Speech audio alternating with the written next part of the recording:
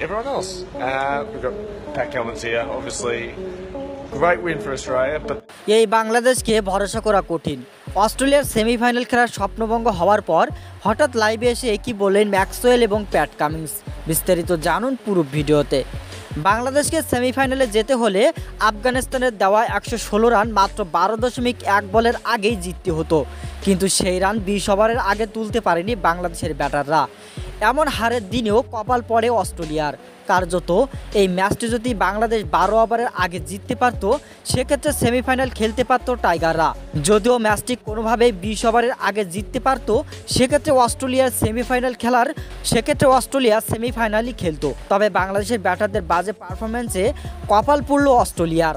তাই তো কষ্ট নিয়ে হঠাৎ লাইভে এসে ম্যাক্সওয়েল বলেন, আমাদের বিশ্বাসই হচ্ছে না বাংলাদেশ ম্যাচটি হেরে গিয়েছে। তাদের খেলার ধরন দেখে বোঝাই যায়নি তারা ম্যাচটি জিততে মাঠে নেমেছিল। তাদের ওপর ভরসা করা অনেক কঠিন। সত্যি তাদের এমন ব্যাটিংয়ে আমি বিস্মিত। ধন্যবাদ।